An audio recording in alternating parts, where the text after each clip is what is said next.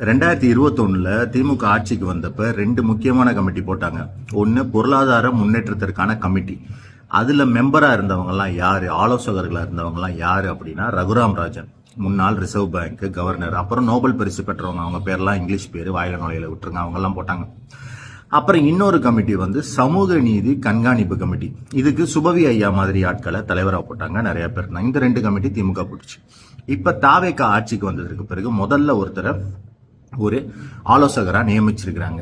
அவர் யாரு அப்படின்னா Ravi, Ricky, bonding, Shastri, Vetrivel அப்படின்னு நம்ம எல்லாமே வருது. ரிக்கி பாண்டிங்ல இருந்து ரிக்கி வருது, ரவி சாஸ்திரில இருந்து ரவி வருது, அது மாதிரி நிறைய வருது.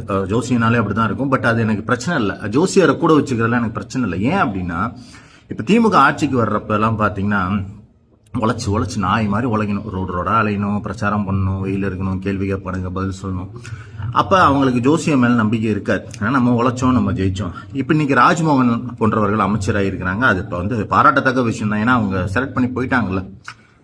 ஆனால் அவர்கள்லாம் ஓவர் நைட்ல அவங்க வாழ்க்கையே மாறும்போது, ஒருத்தர் 10 பிரச்சாரம் 15 பிரச்சார கூட்டத்தை ரத்து பண்ணியும் முதல்வர் ஆகும்போது அவருக்கு ஜோசியத்து மேல நம்பிக்கை இருப்பது இயல்பு. அதை நான் ஒன்றும் தப்பு சொல்லல. ஆனால் அவரை அரசுல கொண்டாந்து தலையிட வைக்கணுமா, அரசு செயலாளரா போடணுமா, முதல்வருக்கான முதன்மை ஆலோசகரா அரசுல போடணுமா, அதுதான் நான் வைக்கிற ஒரு எளிமையான ஒரு லாஜிக்கல் கேள்வி. அவர் என்ன சொல்லுவாரு, தமிழுக்கு முன்னாடி சமஸ்கிருதம் பாடப்பட்டா உங்களுக்கு ஜோசிய ரீதியா நல்லது அப்படின்னு சொல்லக்கூட வாய்ப்பு இருக்குது. அப்ப அரசுல அவரை இன்வால்வ் பண்ணாம இருந்தாதான் நீங்கள் சொல்லிட்டு வந்தீங்கல்ல கொள்கை எதிரி அப்படின்லாம், அந்த கொள்கைகளை எல்லாம் காப்பாற்ற முடியும் அப்படிங்கிறது நம்மளுடைய முதல்வருக்கு நான் வைக்கிற ஒரே ஒரு கோரிக்கை. அதனால அவர் உங்க கூட வச்சுக்கோங்க, எங்க கூட வைக்காதீங்க, அவ்வளவுதான் நான் கேட்கறது. தேங்க்யூ.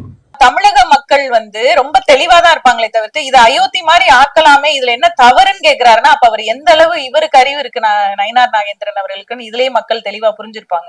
அப்ப நீங்க என்ன சொல்ல வரீங்க, நேரடியா நாங்க அப்படிதான் பண்ணுவோம், நாங்க பிஜேபியை உள்ள நுழைக்கிறதுக்கு RSS மூலமா எல்லா காரியங்களையும் நாங்க இதெல்லாம் ஒரு சின்ன சின்ன விஷயங்கள் அப்படியே குட்டி குட்டியா அரிச்சு அப்படியே பெரிய பூதாகரமா ஆக்கி அதுல ஒரு சந்தோஷப்படுறதுதான் பிஜேபியோட நோக்கம். என்னன்னா தமிழக மக்களுடைய நிம்மதியை கெடுக்கும்.